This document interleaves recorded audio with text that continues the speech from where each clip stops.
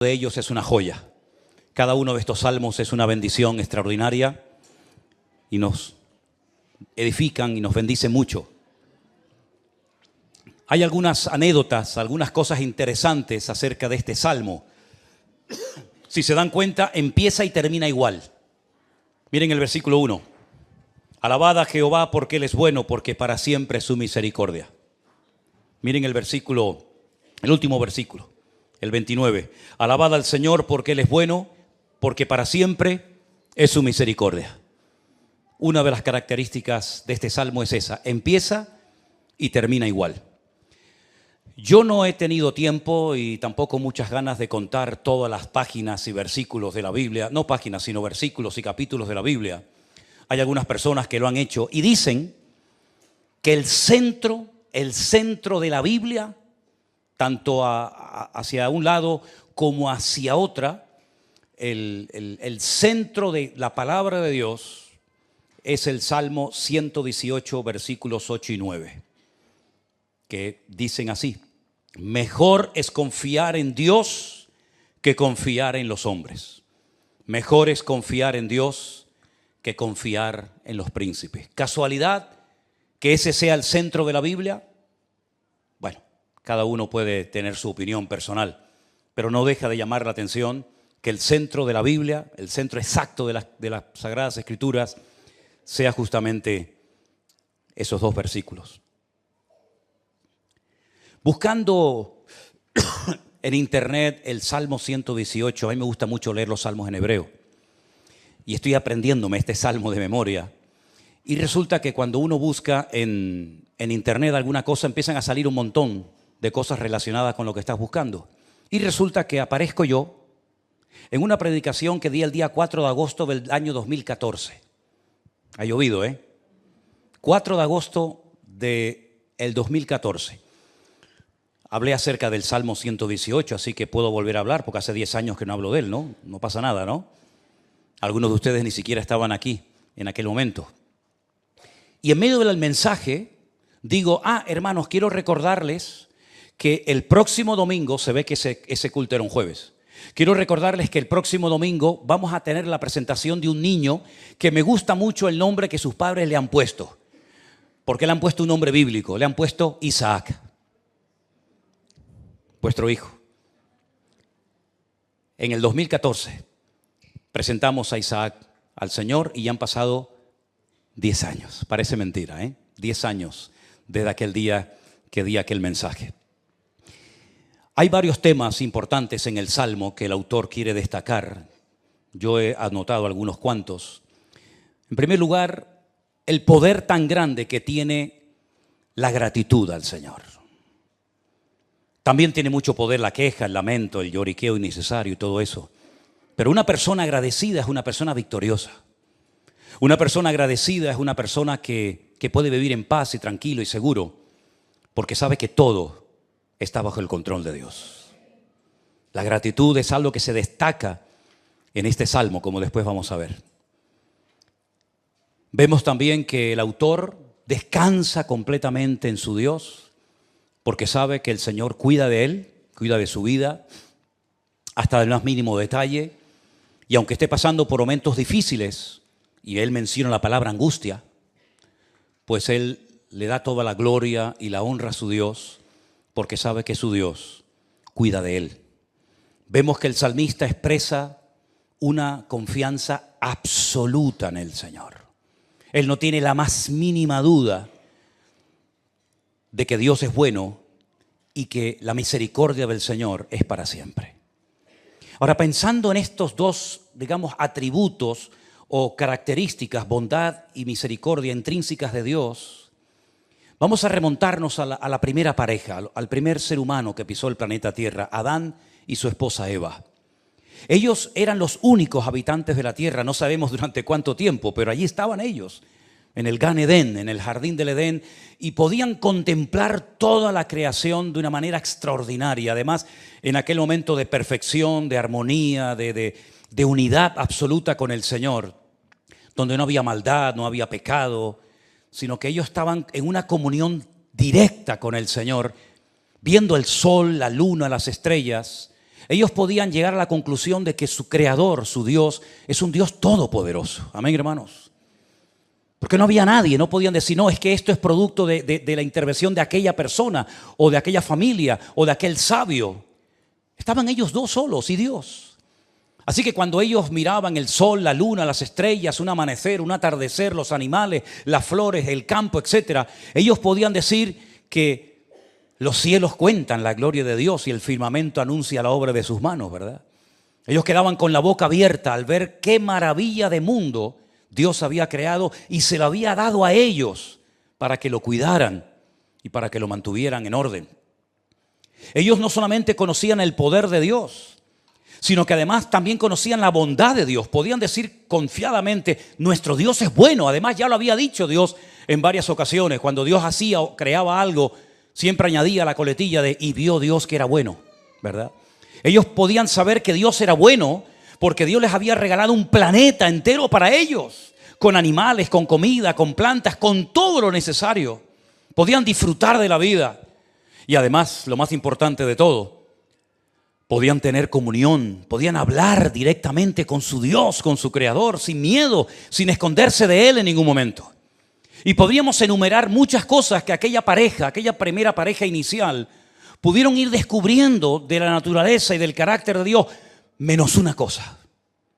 Ellos antes de la caída no sabían en lo que consistía la misericordia de Dios. Porque la misericordia de Dios no es un premio al buen comportamiento. La misericordia de Dios no se aplica por haberte portado bien. No es como cuando un niño hace una cosa buena y le das un regalo, o aprueba y saca buenas notas en el colegio y le das un premio. La misericordia no es un premio al buen comportamiento, sino al mal comportamiento. La misericordia, alguien dijo, no es una definición mía, pero me gusta por su profundidad y por su sencillez, es tratar a alguien mejor de lo que se merece. Y eso fue lo que hizo Dios con Adán y con Eva, y también contigo y conmigo, después de haber pecado. Son expulsados de la presencia de Dios, evidentemente, ya no podían permanecer en aquel lugar.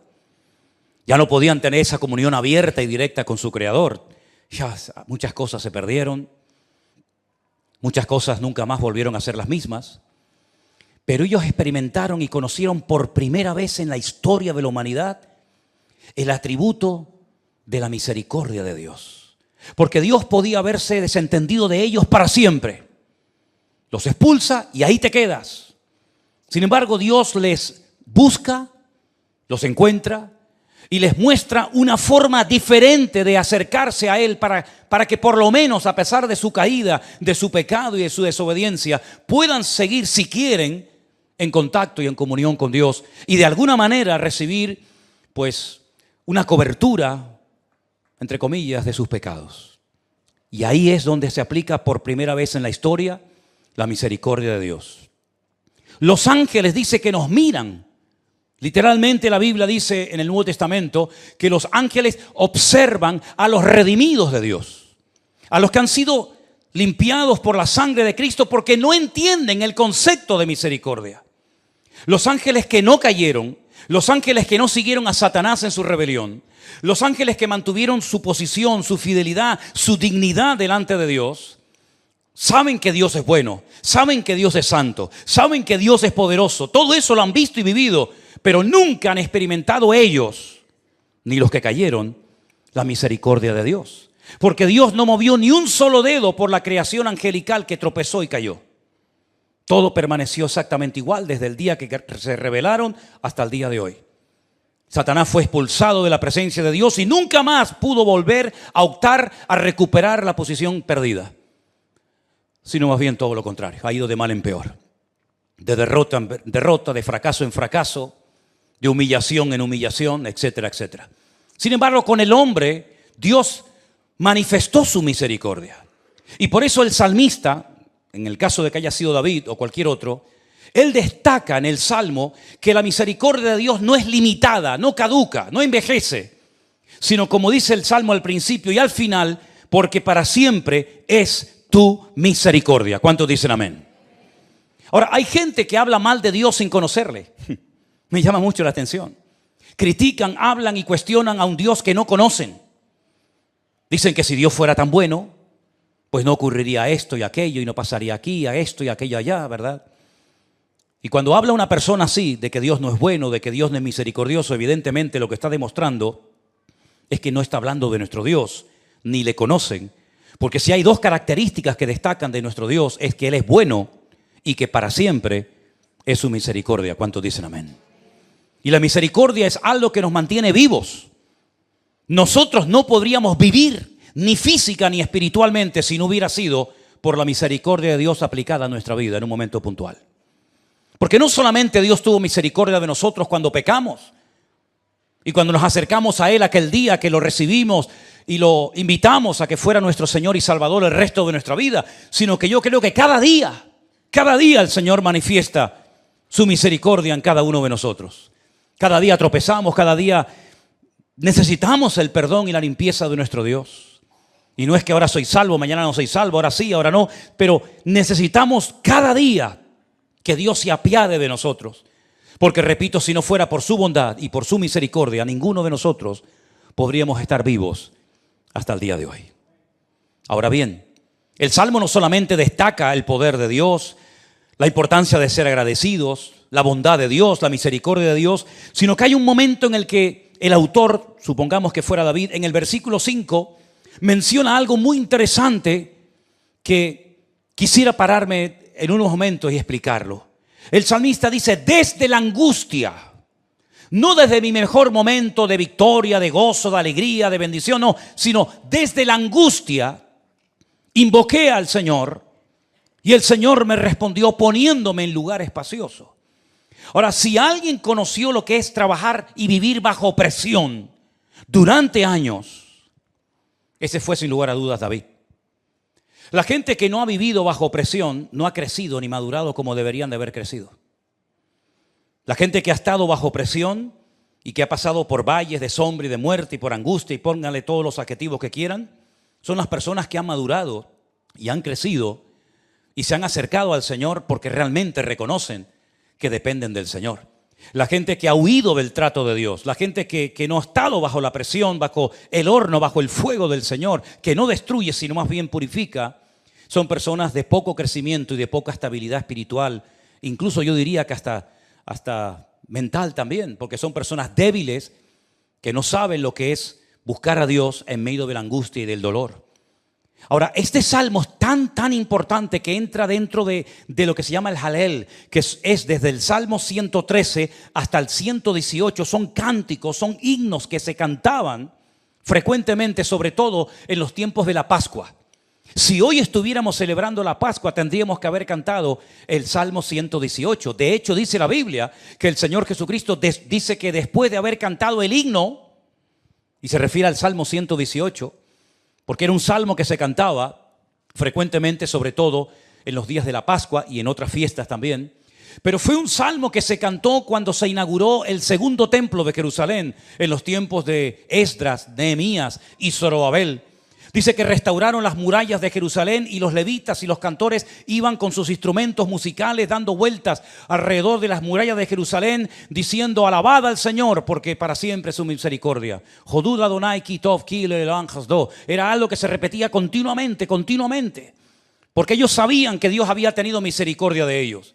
Porque sus antepasados habían sido llevados cautivos a Babilonia por 70 años, nada más y nada menos.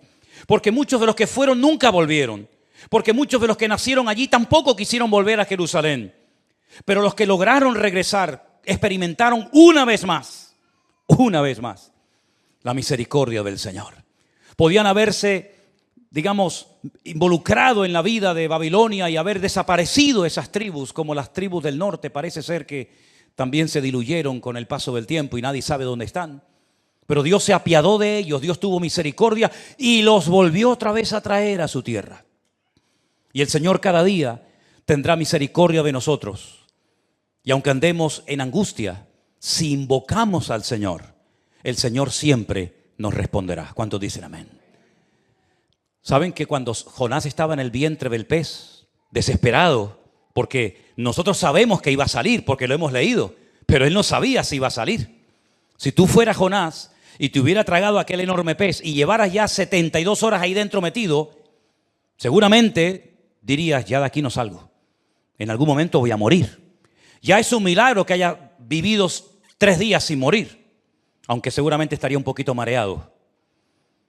Pero dice que desde el vientre del pez, él mencionó parte del Salmo 118. Desde la angustia invoqué al Eterno y el Eterno me respondió. Y entonces todos conocemos el resto de la historia. Es interesante notar que en la famosa bendición sacerdotal, esa bendición que recibían los hijos de Israel cuando subían 3 veces al año a celebrar las fiestas bíblicas, el sumo sacerdote salía y les bendecía con la famosa bendición sacerdotal. ¿Se la saben? ¿La ponemos ahí un momentito en la pantalla? ¿La leemos? El Señor te bendiga y te guarde. El Señor haga resplandecer su rostro sobre ti y tenga de ti misericordia. Que el Señor alce su rostro sobre ti y ponga en ti paz. Yevereja Adonai bishmereja, yair Adonai panaj aleja, vijuneka yisa Adonai panaj aleja, veyasem leja shalom. Ahí entra la misericordia de Dios. En todo lo que Dios hace para nuestra vida, su luz, su presencia, su amor, su perdón, su gracia, su misericordia, son ingredientes indispensables. Porque a lo mejor alguno de ustedes en esta semana ha pecado, pero además de mala manera.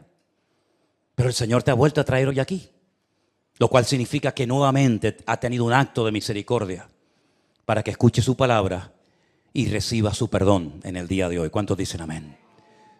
Y seguramente algunos de nosotros tal vez han hecho cosas que no han sido agradables a los ojos de Dios, pero el Señor una vez más nos muestra cada día que Él tiene misericordia de nosotros. Así que el salmista sabe que puede invocar al Señor en medio de su angustia, en medio de su desesperación, porque sabe que su Dios lo va a oír y lo va a llevar, como dice aquí, al lugar espacioso. Porque el Señor está conmigo, no temeré lo que me pueda hacer el hombre. He conocido a muchos cristianos que tienen miedo a los hombres. Tienen miedo a lo mejor de irse de un lugar porque tienen miedo a que el pastor no los bendiga cuando se vayan. Saben que no se están enseñando cosas correctas de sana doctrina. Saben que no se están haciendo las cosas decentemente y con orden, pero tienen miedo al hombre. Y no salen, no se van, no salen corriendo, porque tienen más miedo al hombre que temor a Dios, ¿verdad? Pero dice el salmista que él no le teme al hombre, sino él le teme, él respeta a su Dios. Porque él sabe que Dios es bueno, lo cual no significa que sea tolerante. Una cosa es que sea bueno y otra cosa es que sea tolerante al pecado. El Señor cubre con su sangre el pecado, pero no encubre nuestras iniquidades, ni las pasa por alto, ni muchísimo menos. Ahora, hay algo que también me llama la atención de este salmo, y es la palabra ahora. En el versículo 2 dice, diga ahora, Israel, que para siempre es su misericordia. Dice en el versículo 3, diga ahora la casa de Aarón que para siempre es su misericordia. Y por tercera vez, versículo 4, diga ahora los que temen al Señor que para siempre es su misericordia. Ese ahora es maravilloso porque ahora, hoy, aquí es el mejor día y el mejor momento para reconocer la misericordia del Señor. El ayer ya pasó, ya no existe, no vendrá más. El mañana no existe, no sabemos si vendrá o no, o si estaremos nosotros en él. Pero si hoy tienes que reconocer algo del Señor, hazlo. Dile, Señor, gracias, porque sé que tu bondad y tu misericordia es para siempre. Es hoy y ahora para con mi vida. ¿Cuántos dicen amén? Esa fue la palabra que Dios puso en mi corazón cuando comenzó a bendecir de una forma espectacular este ministerio. Algunos me decían, pero esto se va a acabar. Esto de la iglesia virtual y esto de los viajes y esto de los congresos y esto que ahora escriben de Perú y de un país y de otro país, esto se va a acabar. Y entonces comencé a orar y el Señor puso en mi corazón que en aquellos días el Señor dijo ahora. Y lo ha seguido diciendo y ha seguido manteniendo su fidelidad y su misericordia cada día para con nosotros. Y solamente es cuestión de echar un vistazo un poquito atrás. No con nostalgia, sino con gratitud por ver desde dónde hasta dónde nos ha llevado el Señor. No por los méritos propios, en absoluto. No hay ningún mérito, no hay nada que destacar en nosotros por algo que hemos hecho especial, en absoluto. Hemos hecho lo que teníamos que hacer y solamente nos consideramos siervos inútiles, si es que llegamos a eso. Pero todo ha sido por la misericordia, por el favor de Dios, porque Dios ha dicho ahora, y nadie le puede llevar la contraria cuando el Señor toma unilateralmente una determinación. Amén, hermanos. Los versículos 8 y 9, les dije al principio, que es el corazón, es el centro exacto de la Biblia. El mismo número de versículos hay antes y después de estas palabras que dicen: mejor es confiar en Dios que confiar en el hombre. Mejor es confiar en Dios que confiar en los príncipes. Supongamos que fuera David el autor de este salmo. Desde el día que fue ungido en la casa de su padre Isaí por el profeta Samuel hasta que ocupó el trono de Israel, pasaron muchos años. Se calcula que aproximadamente David tenía en aquel momento de ser ungido unos 17, 18 años como mucho. Y no llega al trono hasta aproximadamente los 30 o 30 y tantos años. ¿Qué pasó durante toda esa época? Desde su adolescencia hasta su exaltación en el trono de Israel, ocupando la mayor responsabilidad del país. Tuvo que huir, tuvo que esconderse, fue perseguido por Saúl. Era su suegro, él se había casado con una hija del rey, pero no le servía absolutamente de nada. Es más, el día que le pidió la dote para entregarle su hija, le hizo una trampa, le pidió algo para que los filisteos acabaran con su vida, pero sin embargo el Señor tuvo misericordia de él y lo protegió. Cuando va al campo de batalla a llevarle comida y alimento a sus hermanos lo menosprecian, pero Dios tuvo misericordia de él. Cuando tuvo que enfrentarse a leones y a osos como lo hizo para defender las ovejas de su padre, el Señor se apiadó de él y tuvo mucha misericordia. Y es increíble ver cómo Saúl quería matar a David, pero literalmente, hermano, lo quería matar, quería acabar con su vida. Eran tan grandes los celos que tenía este hombre hacia David que lo cegaron. Los celos son tremendamente peligrosos y destructivos.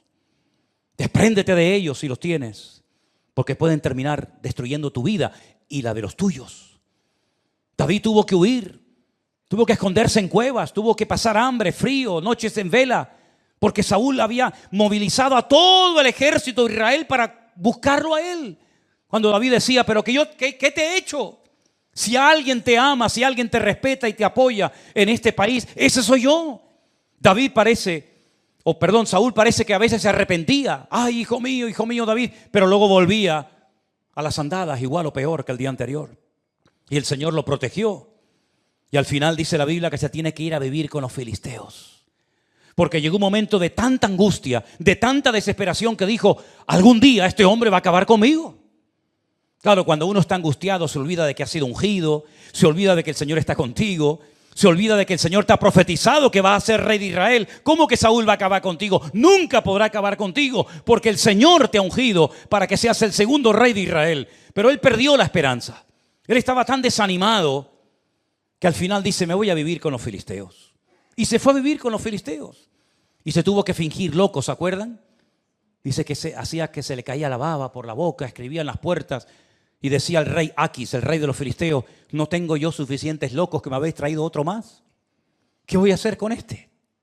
Al final David logró ganarse la confianza de Aquis. Pero como dice el Salmo, mejor es confiar en Dios que confiar en los príncipes. Aquis también le falló. También le falló.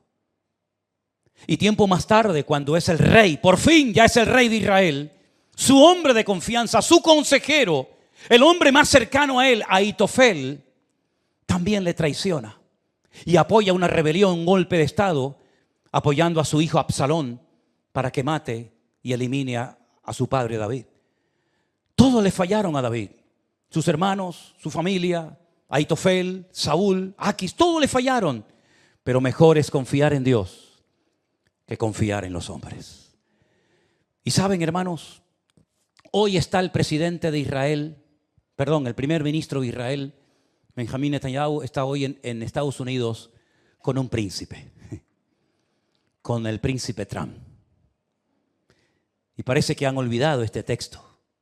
Mejor es confiar en Dios que confiar en los hombres.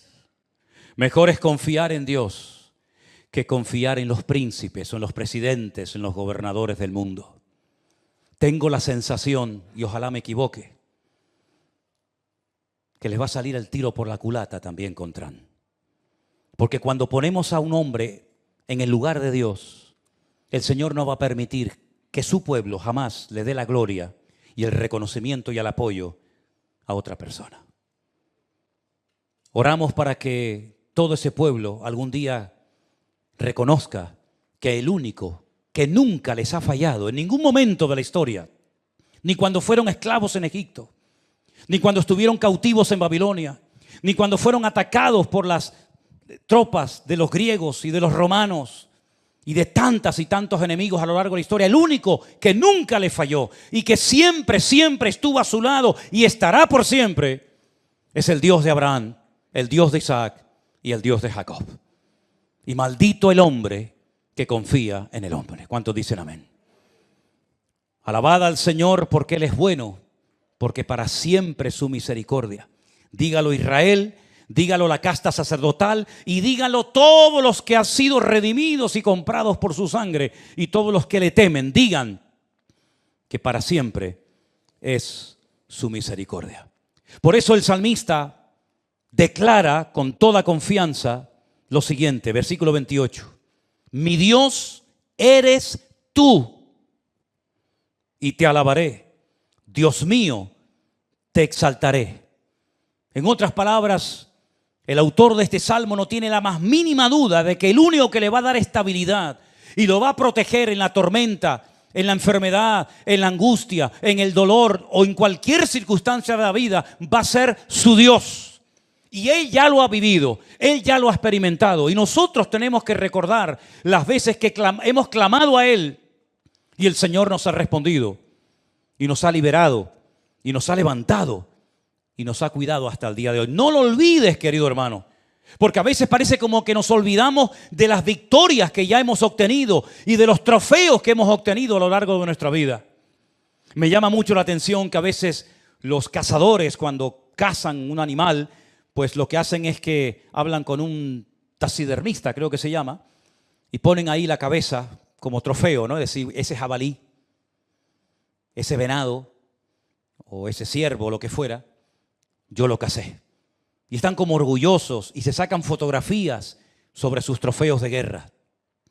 Nosotros no tenemos fotografías de nuestras victorias, pero en nuestro corazón llevamos esculpidas y escritas a fuego todas las bendiciones y todo el trato y todo el proceso por el cual Dios nos ha llevado para poder llegar hasta aquí y decir, y dígalo conmigo, alabad al Señor porque Él es bueno, porque para siempre es su misericordia. Otra vez, alabad al Señor porque Él es bueno, porque para siempre es su misericordia. Fuerte ese aplauso a nuestro Dios en esta tarde. No lo olvides nunca, nunca lo olvides, mi querido hermano y amigo. Aleluya. Ahora me llama mucho la atención la capacidad de respuesta de Dios. Es increíble. A veces llamas a una persona y le dices, oye, no te olvides de tal y tal cosa. Ah, sí. Los llamas a los 2 o 3 días. ¿Te ha pasado? Y dices, oye, ¿te acuerdas que te dije el otro día que, ay, mi niño, ay, mi niña, me olvidé? Hombre, por favor, mira a ver, hombre, venga, llámalo. Por favor, recuerda lo que te estoy pidiendo. Sí, no te preocupes, ahora mismo lo hago. Ahora mismo lo llamo.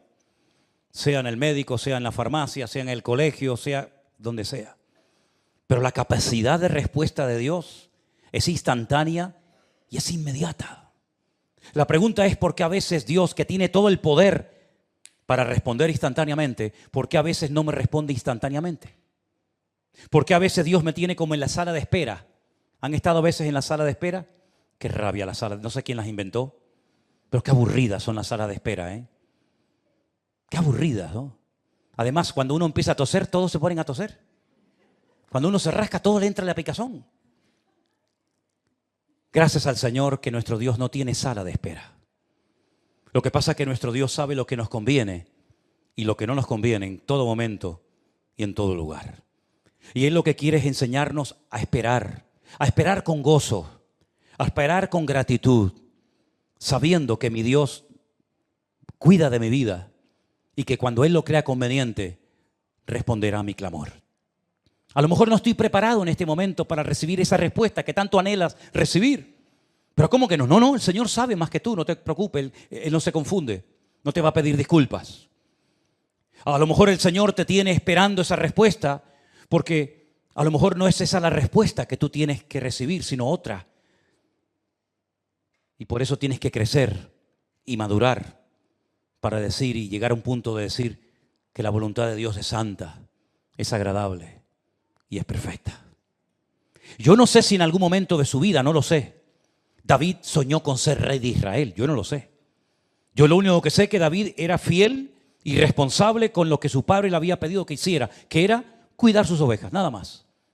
Yo no sé si José en algún momento soñó, a título personal, de que iba a ser uno de los hombres más importantes del mundo, que después lo fue. Pero des en cuenta que la mayoría de las personas que fueron grandemente usadas en la Biblia o a lo largo de la historia o en el tiempo presente, primeramente han pasado por un proceso largo, por un proceso difícil, antes de llegar a la exaltación o antes de subirlo el Señor a otra posición. No huyas nunca del trato de Dios. Deja que el Señor te guíe como Él quiera. Que no se abrió esta puerta, no pasa nada, gózate, porque el Salmo fundamentalmente es un salmo que nos invita a alabar a Dios en medio de puertas cerradas, en medio de situaciones de crisis o conflictivas o problemáticas. Es muy fácil alabar a Dios y tener una buena actitud cuando todo sale conforme a mi plan y mi proyecto personal. Pero el salmista lo que demuestra aquí es un nivel de madurez que ya me gustaría a mí tenerlo. Porque el salmista sabe que cuando está angustiado lo que hay que hacer es orar. Y el salmista sabe que cuando tienes tiempo libre lo que hay que hacer es alabar al Señor. En otras palabras, es un hombre que está ubicado. No es una persona que no sabe, bueno, ¿y ahora en la angustia qué hago? ¿Y ahora en el gozo qué hago? No, él sabe cómo actuar en cada momento de la vida. Es como el vestirse, ¿no? Bueno, si vas a la playa, hombre, ir con chaqueta y corbata no tiene sentido. Pues si vas a lo mejor a una recepción especial, a un convite o algo, pues no vas a ir vestido de playa, evidentemente, ¿no? Espiritualmente hablando, tienes que crecer de tal manera que sepas cómo debes comportarte, cómo debes de orar, cómo debes de actuar ante cualquier situación. En la adversidad, en la lucha, en la prueba, en la enfermedad, cuando tienes mucho, cuando no tienes nada. Y eso lo da el tiempo. Eso no se aprieta un botón y se aprende. ¿Cómo tengo que actuar ahora que estoy esperando? Bueno, pues la Biblia te dice lo que tienes que hacer y también lo que no tienes que hacer. En otras palabras, este salmo para mí es una bendición tremenda porque veo que este hombre aprendió a base de sufrimiento, de dolor, de angustia. Y me viene a la mente ese texto de la carta a los Hebreos que dice, y aunque era hijo, lo habéis leído, ¿verdad? Hablando del Hijo de Dios, del Señor Jesús. Dice, y aunque era hijo, por lo que padeció, aprendió obediencia. Y dice que lo hizo pasar por problemas y luchas y dificultades y presiones. Y si no, miren cómo oraba Cristo en el huerto de Getsemaní, ¿eh? Eso sí que es orar. Y eso sí que es estar bajo presión. Pero descubrió un secreto clave en la vida de cualquiera de nosotros. Y es rendirse y decir, no voy a pelear con Dios. No voy a pelear con Dios. No voy a echarle un pulso a Dios a ver si le gano. Sino lo que voy a hacer es alabar a Dios y en medio de mi angustia, invocarle porque sé que Él está conmigo y no temeré lo que me pase o lo que me puedan hacer las personas en esta vida. ¿Cuántos dicen amén? Esa confianza, hermanos queridos, tenemos que mantenerla siempre e enseñarla, inculcársela a nuestros hijos. Cuando sean jovencitos, cuando sean niños, cuando sean adolescentes, oye, confía en el Señor. Tú tranquilo, confía en el Señor. Es que papá me pasa, tú ora al Señor. Es que tengo un problema con la escuela, que la maestra, que el niño.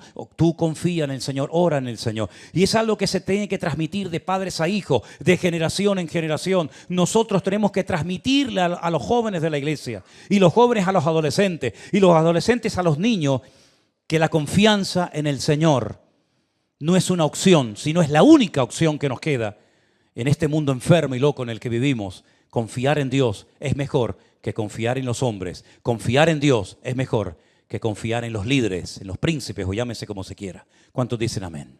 Cierra tus ojos en esta tarde ahí donde estás y di estas palabras en tu corazón. Mejor es confiar en Dios que confiar en los hombres. Mejor es confiar en Dios que confiar en los príncipes de este mundo. Mi confianza estará puesta siempre, siempre en mi Señor. A Él adoraré, a Él honraré y serviré todos los días de mi vida. Y en cualquier situación en la que me encuentre,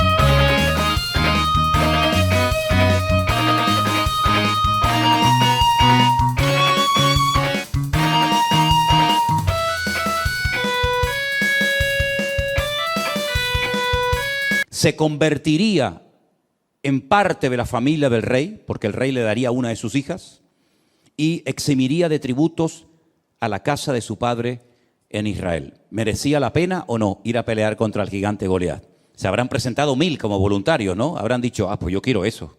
Yo quiero ser rico, quiero ser yerno del rey y quiero que además toda mi familia quede excluida de pagar impuestos. Pues la cruda realidad es que no se presentó nadie. La recompensa era extraordinaria, pero los voluntarios brillaron por su ausencia.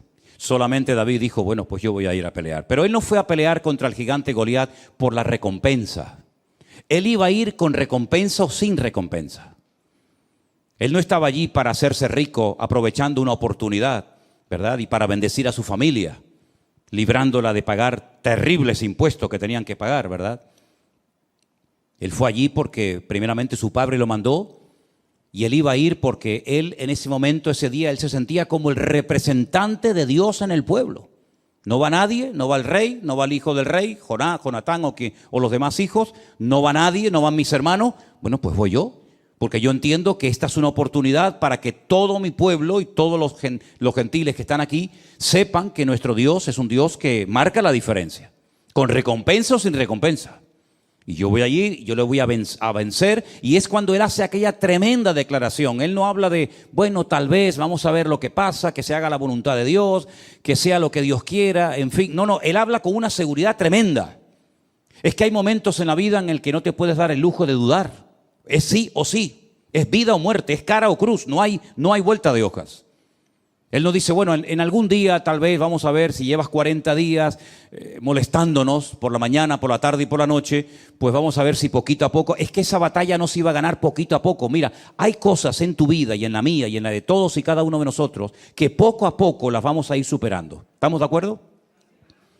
Hay gente que me dice, bueno, yo tengo este vicio, o yo tengo esta atadura, o yo tengo esta costumbre. Mira, yo voy a ir poquito a poco. ¿Has conocido gente que habla así?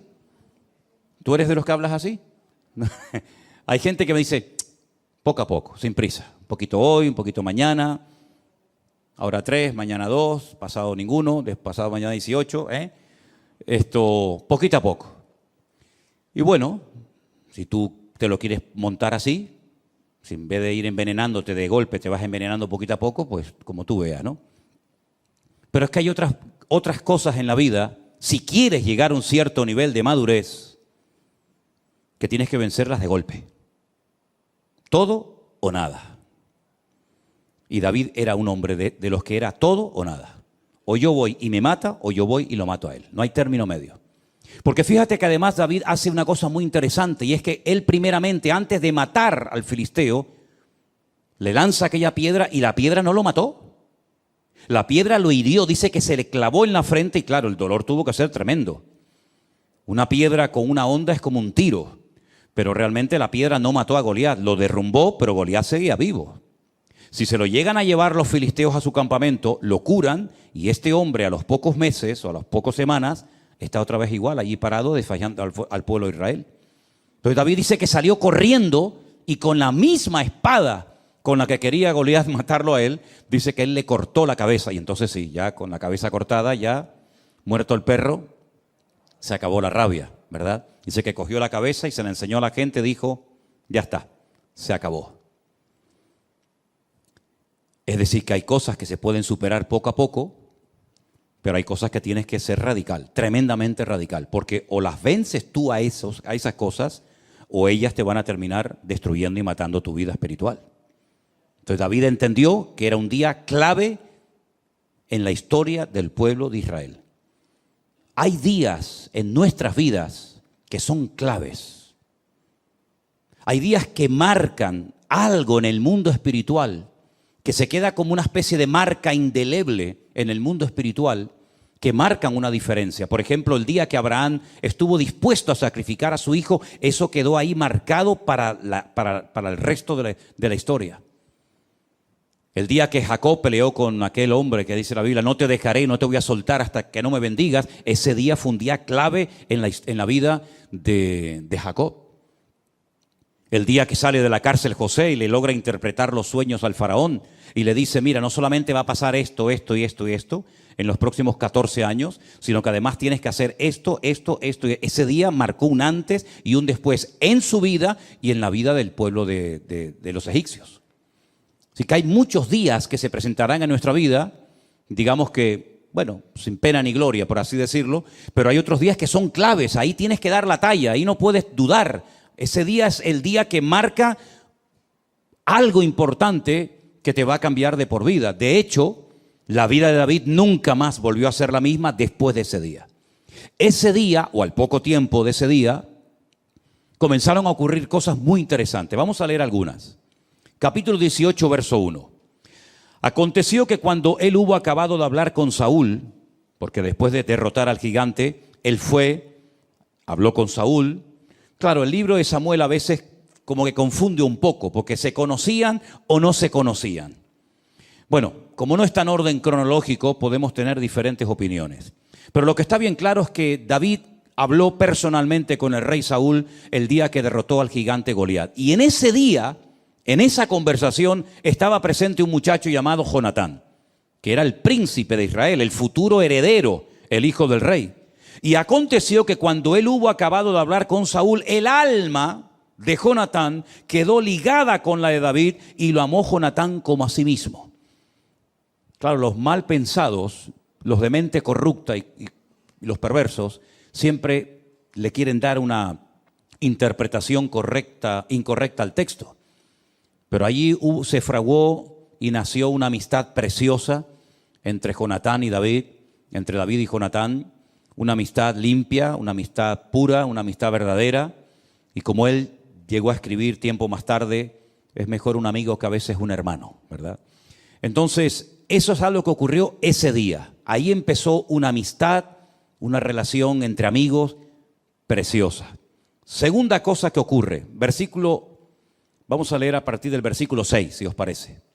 Aconteció que cuando ellos volvían, cuando David volvió de matar al filisteo, salieron las mujeres de todas las ciudades de Israel cantando y danzando para recibir al rey Saúl, con panderos, con cánticos de alegría y con instrumentos de música. Y cantaban las mujeres que danzaban y decían, Saúl hirió a sus 1000 y David a sus 10,000. No le gustó la letra al caballero. La letra no le hizo mucha gracia.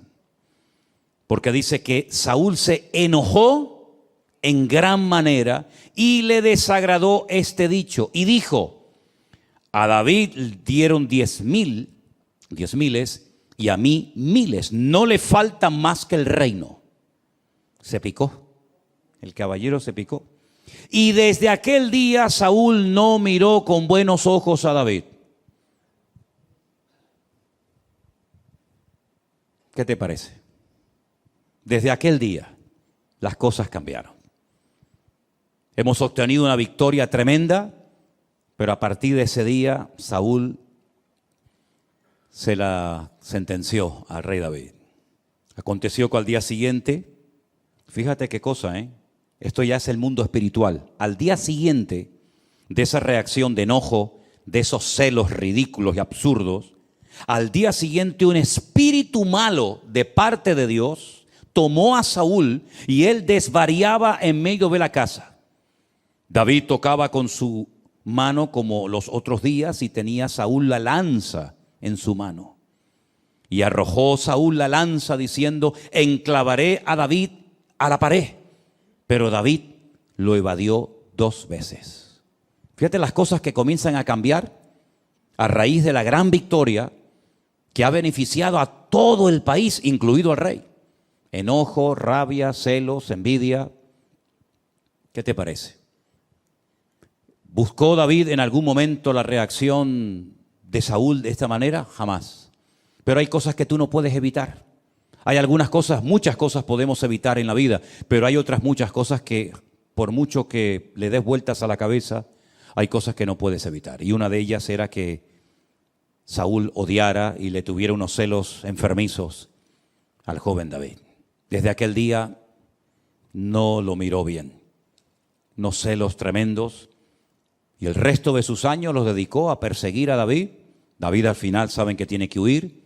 Y durante muchos años, desde los 17 aproximadamente, hasta los 30 que llega a ocupar el trono de Israel, está huyendo de cueva en cueva, de lugar en lugar, hasta que finalmente él dice: bueno, en algún momento me va a matar este hombre, me va a quitar la vida a Saúl. Dice que se fue a vivir con los filisteos.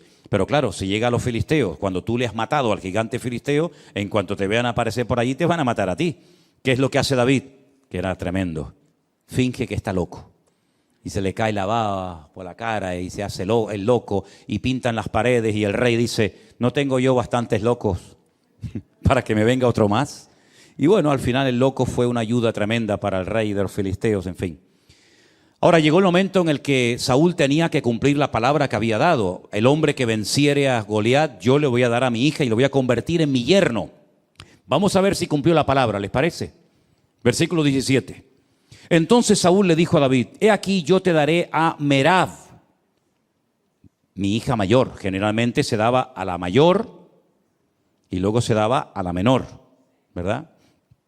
Saben que en las notas musicales hay notas mayores y notas menores, ¿no? Pues le iba a dar la mayor y al final le dio la menor. Con tal de que seas hombre valiente y pelees las batallas del Señor. Mas Saúl decía: no será mi mano contra él, sino que será contra él la mano de los filisteos. Fíjate tú el plan que comienza a fraguar Saúl para quitarse de medio a David. Pero David le respondió a Saúl: ¿quién soy yo o qué es mi vida o la familia de mi padre en Israel para que yo sea yerno del rey? Oye, ese privilegio de ser yerno del rey no lo tiene todo el mundo, ¿verdad? ¿O eres de sangre azul? Ninguno aquí es de sangre azul, ¿no? ¿O no tienes ninguna posibilidad de llegar a ser familia del rey? Llegado el tiempo en el que Merab, la hija de Saúl, se había de dar a David, fue dada por mujer a Adriel. Ah, mira dónde sale este. Mira dónde sale Adriel. El meolatita. Estudien la historia de este Adriel. Por cierto, muy interesante. No tengo tiempo ahora para entrar en eso, pero fíjense por dónde. Pero Mical, la otra hija de Saúl, amaba a David. Y fue dicho a Saúl y le pareció bien a sus ojos. Y Saúl dijo: yo se la daré para que le sea por lazo y para que la mano de los filisteos sea contra él. Me dejan que les diga una cosa.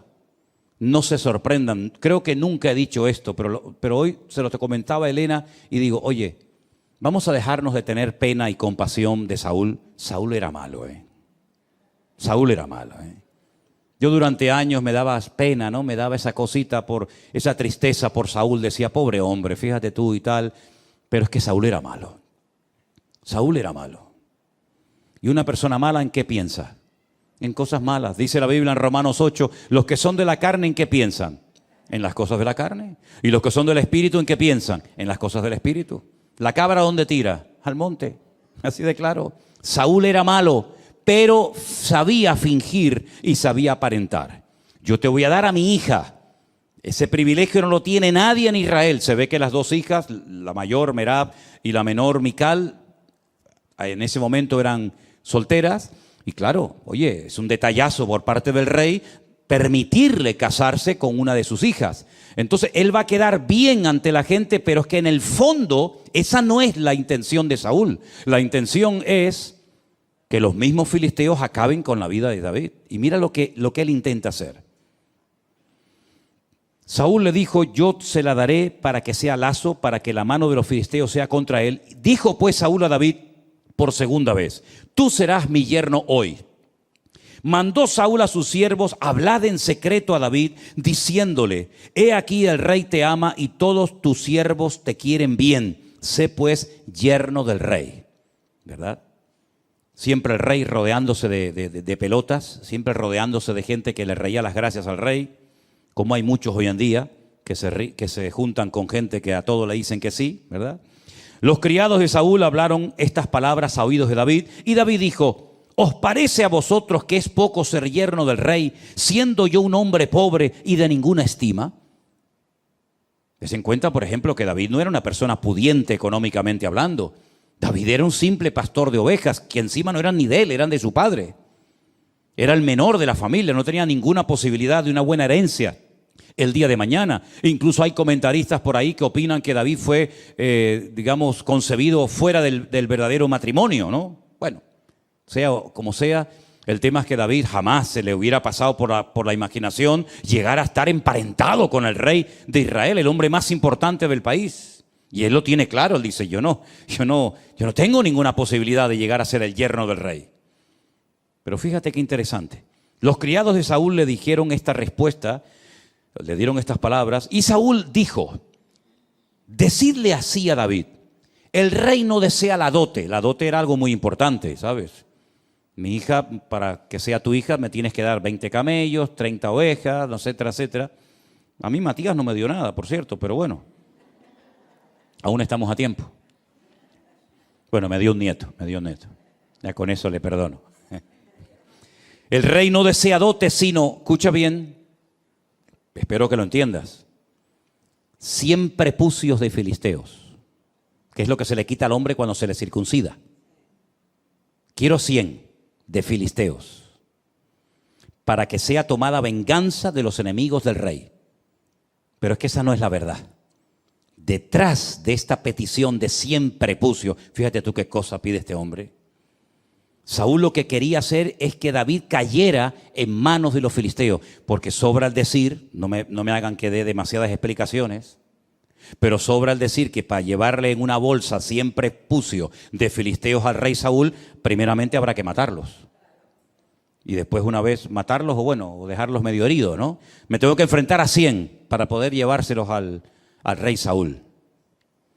Porque en el fondo, alguno de ellos lo va a terminar matando.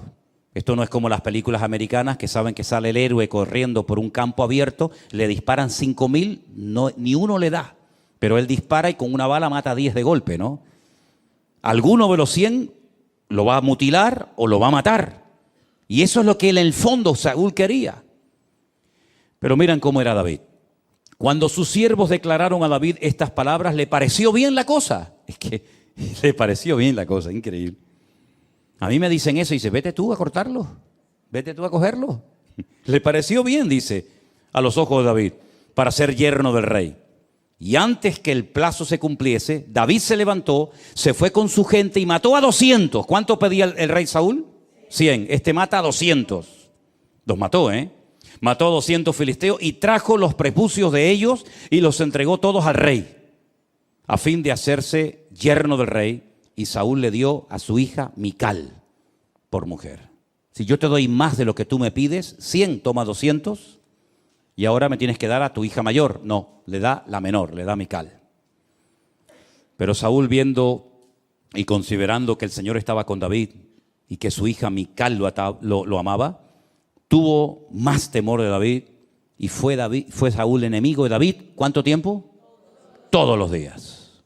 Todos los días de la vida que duró, odiaba y no podía ver en pintura a David. ¿Qué te parece? El ungido, este era el ungido. Imagínate los que no eran ungidos, ¿no? Este era el ungido de Jehová. Este era el que tenía que ser un ejemplo a la grey. Este era el que tenía que ser agradecido porque por fin había aparecido un desconocido y había arreglado el problema nacional de deshacerse del cuerpo, de la vida del gigante Goliat. Y mira cómo le paga, tratando de matarlo, tratando de desacreditarlo, persiguiéndolo de noche y de día por todas partes, con unos celos que en vez de cortarlos, los fue alimentando día a día. Y al final, si ustedes leen la historia de Saúl, que la encontramos en la Biblia, la vida de Saúl fue un auténtico desastre. Mató a sacerdotes, le echó la culpa al pueblo de muchos actos de desobediencia que hizo a lo largo de su vida. Se fue a consultar con una divina en un pueblo llamado Endor, en el norte de Israel. Al final termina suicidándose, tirándose sobre una espada y quitándose la vida. Dejó al país en la ruina. Económicamente el país lo dejó en la bancarrota más absoluta. Los filisteos incluso se atrevieron a robar y llevarse a su terreno el arca de la alianza, que ya saben lo que era el arca de la alianza, ¿verdad? En aquellos tiempos. Sí, un auténtico desastre. Y no me digan a mí que Saúl no tuvo ayuda y buenos consejeros, como por ejemplo el profeta Samuel, que le decía lo que tenía que hacer, lo que no tenía que hacer. Espérate, no hagas esto, no te precipites, no corras, espera. Sin embargo, echó por la borda su vida. Así que cambios, pues mira, en lo espiritual todos los que quieras y más. Se convierte en yerno del rey, empieza una hermosa amistad con su hijo, con Jonatán, con el príncipe de Israel. Se desatan los celos de Saúl con la intención de matarlo. Se convierte en un rey falso que aparentemente te quiere bendecir, que aparentemente te quiere ayudar, pero en el fondo lo que quiere es quitarte de en medio, ¿verdad? No, yo quiero que seas mi yerno. Tráeme siempre pucios con la intención de que lo maten, ¿verdad? Se convierte en un rey mentiroso, en un rey manipulador, en una persona muy peligrosa, porque dice la Biblia que en varias ocasiones David estaba tocando el arpa para él, para calmarlo, y dice la Biblia que cogía la lanza y se la lanzaba para clavarlo en la pared como si fuera una cucaracha, ¿verdad? Un hombre tremendamente agresivo, peligroso, amargado, frustrado, que llevó al país a la ruina. Y David en medio. David nunca se levantó contra él dando una especie de golpe de estado, sino que él esperó, dejaba todo en las manos del Señor. En aquella época compuso salmos extraordinarios. Puedes leer las sensaciones, las tristezas de David, las luchas tremendas, la soledad, las horas, días, semanas, solo, ¿verdad? Por esos montes huyendo de Saúl, siempre pendiente de que me atacaran por la noche, por el día, por la montaña, por arriba, por abajo, ¿verdad? Pero el Señor lo cuidó y el Señor lo protegió. Cuando tú comiences a obtener victorias espirituales en tu vida, vas a desatar la ira del enemigo, pero también vas a desatar la bendición de Dios sobre tu vida. Tienes que saber esto. Como dijo alguien, si no quieres que te pase nada, que nadie diga nada mal de ti, que nadie se meta contigo, que nadie te cuestione, que nadie te critica, no hagas nada. Es que no tenías ni que haber nacido. Porque ya desde el día que nacimos, ya siempre alguien dijo, qué feíto era, ¿no? Y aún no dice nada, otro dice, ay, qué guapo, otro era feíto, otro era feo. Desde el mismo día que nacimos ya comenzó la batalla de la vida. Pero es que además nosotros no solamente estamos en el mundo natural, como todos los seres humanos, sino que nos hemos pasado de bando. En el mundo espiritual hay dos bandos, el del diablo, Satanás, las tinieblas, y el bando de luz, del Señor, ¿verdad? De la bendición de Dios. Y hemos pasado, como dijo el Señor, de muerte a vida. Claro, el otro no está contento con ese cambio, porque sabe que ahora tienes tú una victoria que ya le gustaría a él tener. Ahora tú tienes una influencia, una capacidad en el mundo espiritual que él no va a tener jamás en la vida. Y eso va a despertar envidia, eso va a despertar celos, eso va a despertar pues tantas y tantas cosas. ¿Y dónde va a venir la guerra? Pues desde adentro. El Señor Jesucristo un día nos dio una información tremenda. Dice que los mayores enemigos a veces, no siempre, pero a veces pueden surgir hasta dentro del mismo seno familiar, dentro de la misma familia. Ese cuñado con el que te llevabas tan bien, ese primo, ese abuelo, ese tío, ese sobrino con el cual pues antes jugabas al fútbol, iban de excursión y cantaban y lo pasaban bien. Ahora por el simple hecho de haberte convertido, pues ahora parece que te has convertido en su enemigo. Pero no tienes que asustarte. Al mismo Señor Jesucristo le pasó. Sus propios hermanos, que los tuvo, le decían al Señor: Señor, ¿por qué no vas a otros lugares para que te oigan y te conozcan y sepan de tus enseñanzas? Pero no lo decían porque tuvieran una sana intención de que la gente escuchara el Evangelio, sino para quitárselo de encima, porque se avergonzaban de él. ¿Qué te parece? Y el Señor, ya dijo en cierta ocasión, los mayores enemigos a veces surgen dentro del sector o del ambiente del que menos te imaginas. Incluso la Biblia dice que en los últimos tiempos tal vez la nuera se levante contra la suegra contra la nuera, los hijos contra los padres contra los hijos. Eso va a ser una revolución tremenda, y para todo eso tú tienes que estar preparado. Y dice: y no sorprendáis, dice Pedro en una de sus cartas, no sorprendáis del fuego de prueba que os ha sobrevenido. Dice, como si alguna cosa extraña os aconteciera. Mira, sinceramente te deberías de sorprender de que no te pase nada. Eso es lo que te debería de preocupar. No tengo pruebas, no tengo dificultades, no hay problemas, todo parece que va sobre ruedas. Eso es lo que te debería de poner nervioso. Pero pasar por pruebas, por luchas, por dificultades, pues eso es lo lógico, eso es lo normal. Eso es lo que necesitamos para mantenernos humildes y dependientes del Señor, y que no nos creamos que ya no necesitamos de nada ni de nadie. Por eso Pedro dice: no os sorprendáis, hermanos, del fuego de prueba que os ha sobrevenido, como si alguna cosa extraña os aconteciese, sino tener en cuenta que las mismas pruebas que tú estás pasando, o mayores, las están pasando nuestros hermanos en otras partes del mundo. Por lo tanto, no es cuestión de una ridícula resignación y decir: bueno, a mí me tocó esto y aquí. No. Sino, oye, levántate, pelea, lucha, pelea la buena batalla, dice la Biblia. Pablo dice: pelea, esfuérzate, echa mano de la vida eterna. Él habla de una armadura, él habla de casco, él habla de espada, habla de yelmo. Es decir, él está empleando incluso hasta términos militares, porque la guerra espiritual es real y tú tienes que saberla. Y no derrumbarte, no venirte abajo y decir: bueno, ¿qué me está pasando? No sé, yo estoy leyendo la Biblia, estoy orando, estoy haciendo las cosas bien. ¿Por qué me pasa eso? Pues precisamente por eso. Precisamente por eso, porque estás sacudiendo el avispero. ¿Quieres coger miel? Claro, es muy fácil ir a un supermercado, a una tienda y coger de la estantería un bote de miel. Claro, a ti no te ha costado nada, pero vete a buscarla. Vete a buscar miel. Hay países donde hay gente que son recolectores de miel y tienen que descolgarse con unas cuerdas tremendas y untarse el cuerpo con barro y llevar antorchas y humo, porque tú te vas a meter en el avispero y le quieres robar a la abeja la miel. Tú date cuenta que una simple cuchara de miel tarda toda una vida. Una abeja, por poco me sale oveja. Una abeja tarda toda una vida para hacer una cucharada de miel, y tú se la vas a quitar. Y dices: de aquí, de eso nada. Y vas a matar a la reina y te vas a meter en el panal. Y salen picados por todas partes. Y hay gente que incluso ha muerto porque son alérgicos, ¿verdad?, a las picaduras de las abejas. Y si tú quieres obtener grandes victorias en tu vida, pues vas a ser picado y vas a ser atacado por todas partes. Pero dice la Biblia: mayor es el que está en ti que el que viene contra ti. ¿Cuántos dicen amén? Así que David supo perfectamente que su vida nunca más iba a volver a ser la misma. Al poco tiempo, por la mala cabeza, por la mala actitud, por los pecados, por la constante actitud de desobediencia de Saúl, Dios dijo: basta. Y esto sí que es terrible. Para mí esto es lo peor que le puede pasar a un ser humano en la vida, cuando Dios dice basta. Y lo ha hecho en varias ocasiones, ¿eh? Lo hizo con Faraón.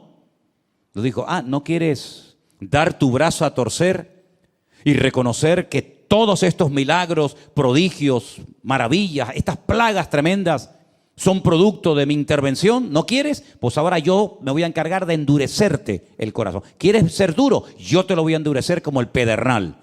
Y no te voy a dar oportunidad ni para que te arrepientas. Fue tremendo. Cuando Dios llega a esos extremos, imagínate. Pues con Saúl llegó exactamente igual. Dijo, Samuel, no ores más por él.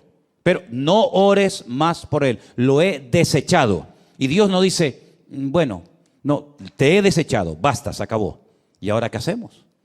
Tienes que ir a Belén, a la casa de un tal Isaí, convoca a sus hijos y yo te voy a decir lo que vamos a hacer. Vamos a escoger a otro rey fiel conforme a mi corazón. Todos conocemos la historia, ¿sí o no? Llega a Belén, llega a la casa de Isaí, allí están sus hijos. Él se va a acercar al mayor, que era lo lógico, ¿no? Ungir al mayor, al primogénito, y el Señor le dice, ese no es. Bueno, pues será el siguiente, ese tampoco. Y el otro tampoco. Y al final Samuel está desconcertado, él es profeta, varón de Dios, pero en ese momento como que no tiene mucha luz que digamos, y le dice al padre, oye, una pregunta, ¿tú tienes a otro hijo? Porque yo he traído aquí el cuerno del aceite especial para derramarlo sobre la cabeza de uno de tus hijos. Tú me has dicho que has llamado a todos tus hijos y a mí el Señor no me da paz con ninguno de ellos. Aquí pasa algo. Y le dice, bueno, es que tenemos a otro. ¿Cómo que tienes a otro? ¿Y por qué no lo has llamado? ¿Qué cosa, no? Ni su propio padre lo llamó. Cuando le dijo Samuel, llama a todos tus hijos. Y a David no lo llamó. ¿Qué te parece? Dile que venga. Porque no nos vamos a sentar a la mesa ni a comer hasta que David venga. Y dice la Biblia que nada más entrar, claro, imagínate las pintas con las que vendría. Un montón de días, semanas en el monte, con un olor terrible, los pelos así como los que tiene ahora mismo un hermano por ahí arriba. Y claro, tú imagínate aquello, decir, ¿y este quién es? ¿Este quién es? ¿De dónde ha salido esto? Si no, este es mi hijo David. Dice, este es David. Y el Señor dice, úngelo, porque ese es el rey, el futuro rey de Israel. Es impresionante, hermanos, cómo Dios rompió todos los patrones, todas las normas de la época para ungir al que nadie, ni siquiera su propio padre, contaba con él. Y a partir de ese día dice que Dios cambió su corazón, mudó su corazón, y el Señor comenzó a bendecirlo y a prepararlo y a ungirlo. Pero claro, si quieres ser rey, lo primero que tienes que hacer es conocer tu país. Y lo vas a conocer, ya verás que lo vas a conocer, pero bien, bien que lo vas a conocer. Vas a conocer hasta dónde se ocultan las ratas. Vas a conocer el país, pero palmo a palmo. Ese sí que fue un Rambo verdadero, ¿eh? Y comenzó desde ese prácticamente a los pocos días, ya digo 17, 18 años como mucho, hasta los 30 años, huyendo de un lugar a otro, con un calor que hacen esos lugares donde él se escondía. Fuimos un día a la cueva de Engedi. Es una cueva que está en el oasis de Engedi, en el desierto, y llegamos allá arriba y nos dijeron, en esa cueva se escondió Saúl, y allí dentro estaba el rey David, que podía haberlo matado y no lo hizo. Es decir, una vida de una preparación tremenda. Pero el Señor dice, ese es al que yo he escogido. Ese es al que yo he escogido. Y saben, queridos hermanos, Dios no se equivocó con David. David no era perfecto, no hay ningún ser humano perfecto, ni David, ni Abraham, ni Moisés, ni ninguno, pero ese era un hombre con el cual se podía contar, porque tenía una buena característica. Tal vez otros dirán, sí, pero es que en esto, bueno, tenía una característica extraordinaria, que es lo que marca la diferencia entre un creyente y otro, es la verdad, y es que era un hombre obediente. Dios le decía una cosa y él hacía. Fíjate cuando el rey Saúl, fíjate que aún no era rey, y Saúl le dice, tráeme 100 prepucios de filisteos. Él no era tonto. Él sabía que podía perder la vida peleando contra 100 filisteos. Y no le trae 100, le trae el doble, le trae 200. Pero es que era así, era tremendamente radical. Siempre iba más allá de lo que se le pedía. El padre le dijo, pero esto lo tenía ya era su naturaleza, era parte de su esencia, de su personalidad. 100 prepucios, no, 200. Le dice el padre, vete a cuidar las ovejas. Y claro, viene un león y podía haber salido, papá, mira, perdona, pero viene un león, yo salí corriendo. No, mi padre me ha dicho que cuide las ovejas y yo voy a cuidarlas, aunque tenga que pelear contra un león. Nosotros lo hubiéramos hecho, hermano. Tú lo hubieras hecho, Luis. Tú lo hubieras hecho. Ustedes lo hubieran hecho. Si a veces entra una cucaracha a la casa. Una cucaracha. No estoy hablando de cocodrilos ni dragones. Una cucaracha. Y parece que ha entrado Belcebú. Un perenquén, no sé si por ahí que nos ven, perenquén es un lagartito que se pega a las paredes, que se come los mosquitos, las arañitas y esas cosas, que son buenos, los perenquenes son bonitos. Se pegan ahí con sus patitas a los balcones. Sí, sí, trae un perenquén aquí para que veas a más de uno corriendo. Pero es que ahora le viene un león y podía haber dicho, hombre, yo una cosa es cuidar las ovejas de mi padre y otra cosa es enfrentarme con un león. Estamos hablando de cosas muy diferentes. Pues él se queda. Y él se queda y mata al león y no se queda satisfecho con herirlo, sino lo mata. Y al poco tiempo un leoso. Y bueno, ya no le vinieron más porque dijeron los animales, no vayan contra este, que aunque vaya quien vaya, nos va a matar a todos. Eso que hacía en lo natural David, luego él trasladó todo eso a su vida espiritual. Esa radicalidad, ese ir más allá de lo que me han pedido, el jugarme la vida por 4 ovejas que tampoco merecen tanto la pena, el decir en vez de 100, 200, esa actitud en su vida fue la que lo marcó durante toda su vida. Y por eso para él el gigante no era nada, para él un león no era nada, porque él conocía al Señor. Y cuando uno conoce al Señor, no le tiene miedo a nada.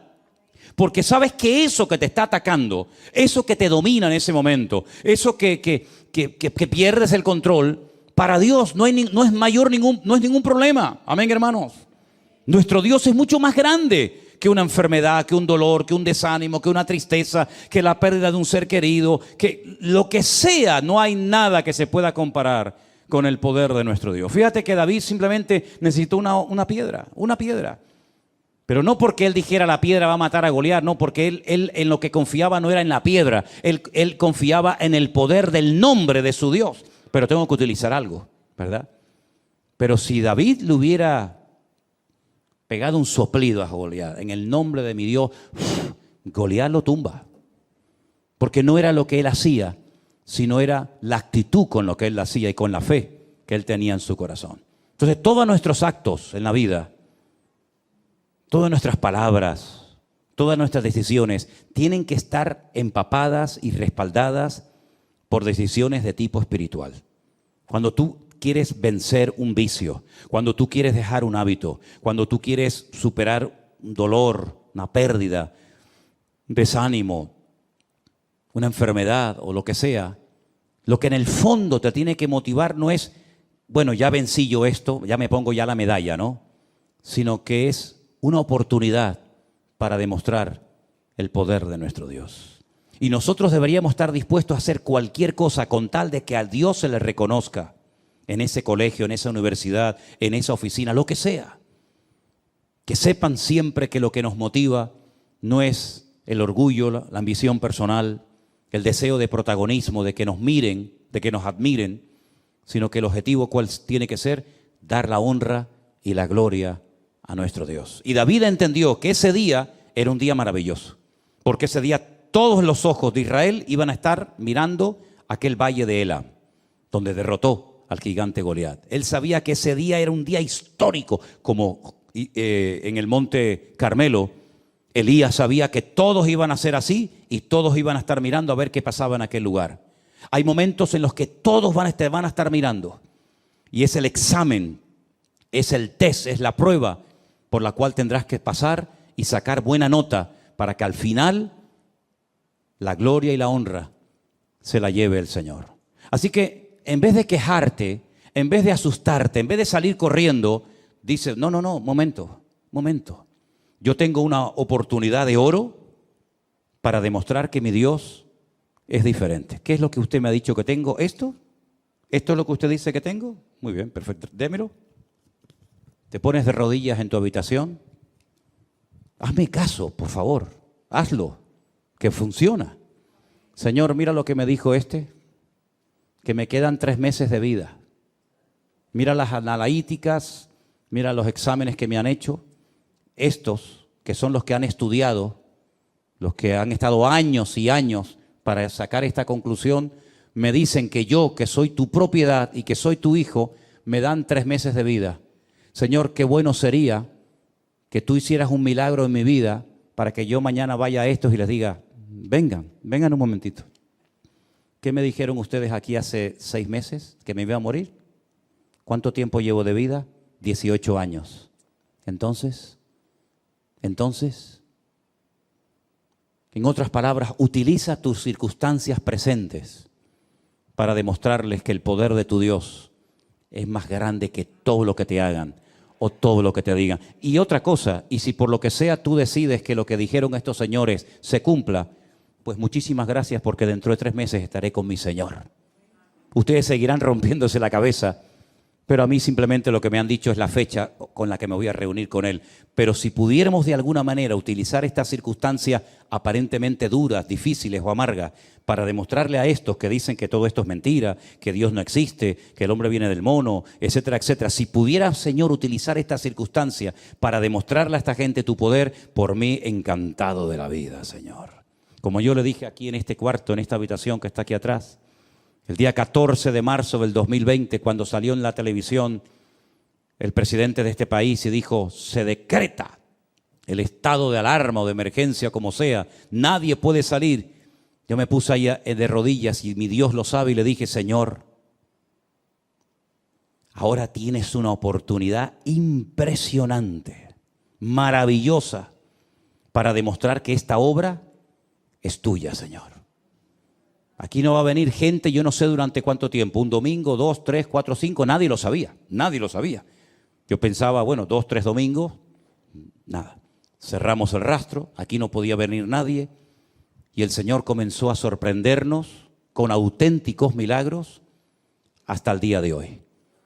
Hasta el día de hoy. Algunos me decían, bueno, cuando termine la pandemia ya verás que todo. Digo, que no. Porque Dios dijo ahora. Y hasta que venga el Señor, la bendición no va a menguar. El aceite no va a menguar. Juntamos latas vacías, que somos nosotros, y le dijimos: Señor, ahora, cuando no hay recursos, llénalas de aceite, y el aceite no ha menguado hasta el día de hoy. Porque ese es nuestro Dios. Cuando otras iglesias de miles y miles de miembros, y sé lo que digo,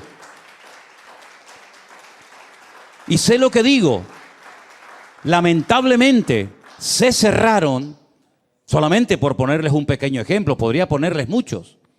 Pero cuando yo conocí a unos hermanos, que no sé si me estarán viendo ahora, son de California, de Los Ángeles, creo que viven por allí en un desierto, no me acuerdo cómo se llama aquel lugar, pero es un desierto, Pues cuando yo les dije: hermanos, los conocí en Israel, después estuve con ellos en Estados Unidos, ¿a qué iglesia van ustedes?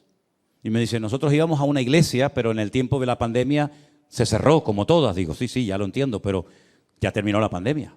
¿Y ahora qué? Dice: no, el pastor nos juntó, no se transmitió, no se hizo nada durante el tiempo de confinamiento, y el pastor nos juntó y nos dijo que se iba a cerrar la iglesia.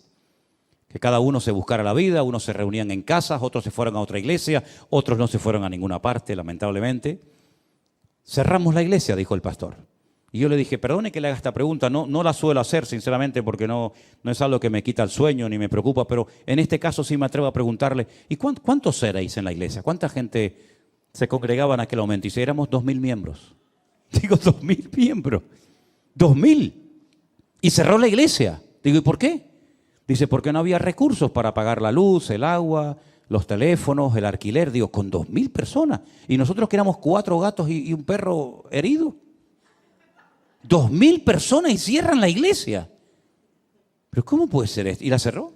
La cerró. Pero te digo un ejemplo. Te podría contar muchos más.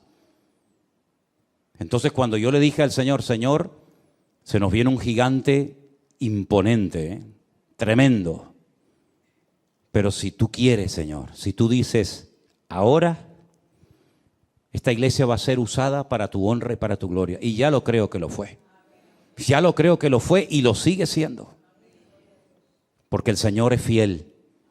Y cuando ponemos nuestra piedrita en el bolsillo y decimos: Señor, yo nada más tengo una piedra. El tipo mira cómo viene, pero yo voy en el nombre de mi Dios. El Señor sorprende. Y el Señor bendice. Y el Señor demuestra que la iglesia no es tuya ni mía. La iglesia es de Él. Y dice la Biblia que Él la sustenta y Él la cuida. Por eso yo creo, y termino, y cuando digo termino, que Dios está buscando gente valiente. Así de claro. Dios está buscando gente valiente que se la juegue por Él en lo económico, que se la juegue por Él en lo que haga falta. Y yo creo que Dios está buscando de todo corazón, y lo digo de verdad, gente valiente en estos tiempos. Gente que no le tenga miedo a las circunstancias. Gente que no le tenga miedo a lo que está pasando allá afuera. Gente que le crea a Dios y que diga, Señor, yo te creo a ti. Y si tengo que comer una cebolla sola, un pan todas las noches debajo de un puente, yo lo voy a hacer, pero yo voy a seguir sirviéndote. Yo creo que Dios, a ese tipo de gente, Dios la honra. Y Dios la bendice y Dios la prospera. Y yo espero que entre nosotros, todos nosotros podamos decir, nosotros somos los valientes del pastor Manolo Sierra. Porque no se olviden ustedes que David sí era muy ungido, muy poderoso, pero hay una lista que dice los valientes de David. A mí me gustaría tener una lista de los valientes. Y espero que todos ustedes formen parte de esa lista. Amén, hermanos. Cierra tus ojos ahí donde estás, por favor. Repite hoy lo que confesaste el domingo. Señor,